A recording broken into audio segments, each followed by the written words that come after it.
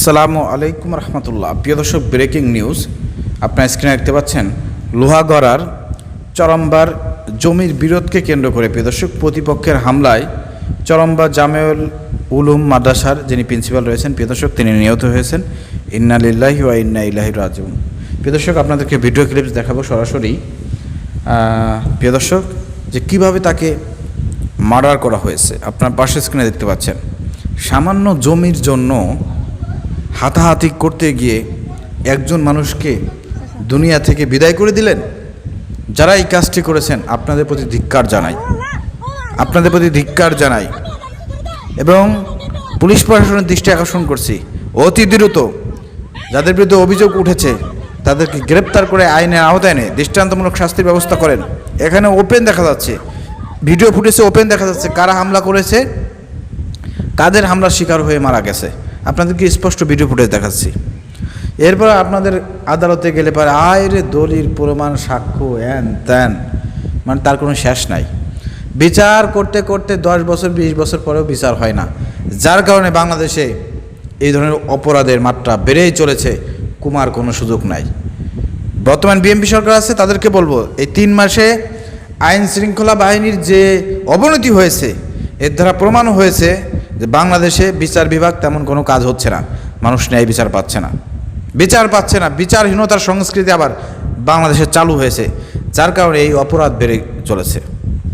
জমি জমার বিরোধ থাকতেই পারে, এটা থাকবে, কিন্তু এইভাবে একজনকে খুন করে ফেলতে হবে, দুনিয়া থেকে বিদায় করতে হবে। প্রিয় দর্শক, চলেন যিনি নিহত হয়েছেন তার পরিবারের কিছু কথা শুনে আসি। নাম কি?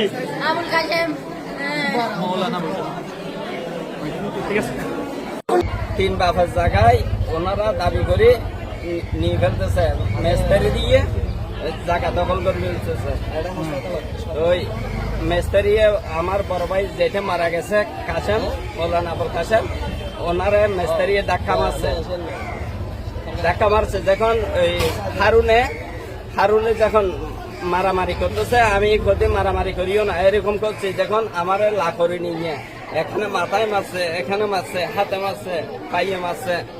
আমি হাতে মাথায় রাখতে পারছি না, কথা বলতে পারছি না, আমার অনেক কষ্ট হচ্ছে। আপনার ভাই কিভাবে মারা গেল?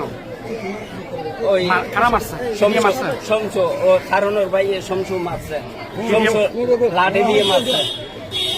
ঠিক আছে, এখন আপনি কি চান? সুস্থ বিচার চাই। প্রিয় দর্শক, আপনার পরিবারের কথা শুনলেন, সেই নিহতর যিনি মেয়ে আছেন তার বক্তব্য শুনলেন, তার ভাইয়ের কথা শুনলেন। তো আমরা চাচ্ছি যে দ্রুত সময়ের মধ্যে এই খুনিদেরকে গ্রেপ্তার করা হোক এবং দ্রুত সময়ের মধ্যে তাদের বিচার করা হোক।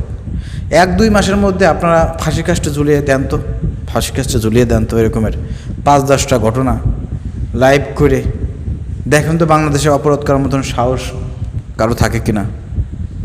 সব সোজা হয়ে যাবে, তীরের মতন সোজা হয়ে যাবে। প্রিয় দর্শক, আপনারা কি চান দ্রুত সময়ের মধ্যে এসব সন্ত্রাসীদের, এসব খুনিদের বিচার হোক, ফাঁসির কাস্টে তাদেরকে ঝুলিয়ে শাস্তি প্রদান করা হোক? তাহলে কমেন্ট করে জানাবেন, ভিডিওটি প্রচুর পরিমাণে শেয়ার করেন।